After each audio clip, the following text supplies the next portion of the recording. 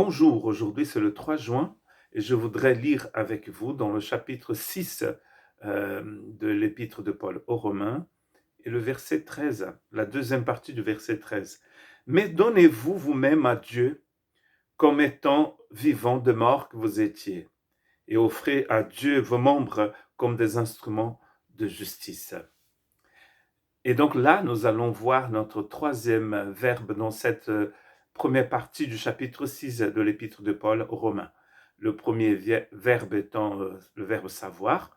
Après, nous avons vu hier, le 2 juin, le verbe considérer.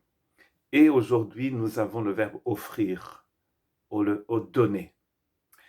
Et donc, en fait, Paul commence ce chapitre avec une question, bien sûr: que dirons-nous donc?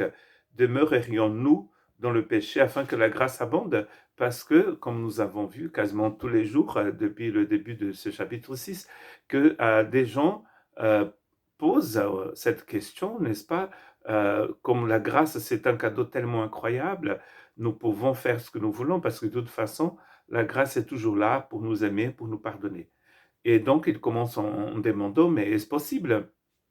Il va donc utiliser ces trois verbes pour montrer que cela n'est pas possible. Et dans chaque partie donc, de ce chapitre 6, verset 1 au verset 14, chaque fois qu'il va utiliser un de ces verbes, il va parler de la mort et de la résurrection. Et dans chaque partie, nous sommes vivants. Donc, parce que nous sommes vivants, nous n'avons pas les mêmes en nous les mêmes désirs que nous avions avant. Donc, on ne va pas forcément utiliser la grâce comme un prétexte pour pécher. Le premier étant donc le savoir. Il faut que tout chrétien, tout disciple du Christ sache vraiment ce que c'est que la grâce et ce que c'est que l'œuvre de la justification par la foi. Quel est le but de la justification par la foi? Pourquoi est-ce que la grâce de Dieu opère en nous par l'intermédiaire du Christ pour nous faire arriver justement à cette justification par la foi?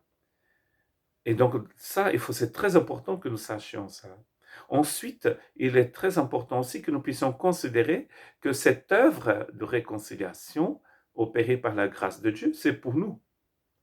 Et ce travail de considération, c'est quelque chose que je dois faire, à mon avis, à mon humble avis, c'est quelque chose de presque quotidien. On doit tout le temps considérer que c'est pour nous et considérer les effets aussi de cette œuvre.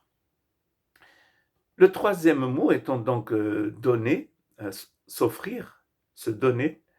Nous voyons bien que il ne suffit pas de savoir, il ne suffit pas non plus de considérer, mais à un moment donné, il faut qu'on se donne entièrement au service du Seigneur. Et il y aura deux parties ici. Il y aura une partie négative, c'est celle que je n'ai pas lue, dans le début du verset 13. Ne livrez pas vos membres au péché comme des instruments d'iniquité. Donc, c'est un ordre, un impératif à la négative, n'est-ce pas? N'offrez pas, ne donnez pas. Mais ça ne suffit pas de dire ce qu'il ne faut pas faire, mais il faut dire ce qu'il faut faire aussi. Mais donnez-vous vous-même à Dieu. Nous-mêmes, ça c'est très important. C'est ce que nous offrons au Seigneur, c'est nous-mêmes. Maintenant que nous savons, maintenant que nous avons compris que cette œuvre c'est pour nous, nous nous offrons à Dieu. Et justement, pour bien finir cette partie en disant, pour répondre à la question qu'il a lui-même posée au départ: est-ce que nous allons continuer à faire n'importe quoi parce que la grâce est là et elle abonde? En plus, il avait dit que là où le péché a abondé, la grâce a surabondé. Donc, ça pourrait nous donner l'idée que nous pouvons continuer à faire n'importe quoi. Mais si nous continuons à faire n'importe quoi, c'est sûrement parce qu'on n'a pas encore compris la grâce de Dieu et on ne l'a pas encore reçu et accepté dans notre cœur. Parce qu'il est inconcevable qu'un disciple du Christ vive d'abord, d'ailleurs, c'est une vie de tricherie, n'est-ce pas? Et qui voulons-nous tromper ici? Pas Dieu, j'espère, parce que c'est impossible. Quand nous rentrons dans l'œuvre de la grâce, nous rentrons pour être complètement métamorphosés, transformés. Et le but même de cette œuvre de la justification par la foi, nous allons voir à la fin de ce chapitre, c'est la sanctification. C'est-à-dire pour que nous soyons de plus en plus mis à part pour Dieu. Le Seigneur est venu justement pour détruire les œuvres du diable, nous dit l'épître de Jean. Et le péché fait partie des œuvres du diable, car le salaire du péché, c'est la mort. Et donc maintenant que nous savons et que nous avons compris que c'est pour nous et que nous avons considéré, il est temps que nous puissions nous offrir à Dieu, à son service, pour l'amour du prochain, pour la proclamation de l'Évangile, mais surtout pour que notre vie, notre corps, notre langue soit au service du Seigneur, au service de la vie éternelle. Et comme j'ai dit tout avant, au début de cette méditation, il y a 4 minutes,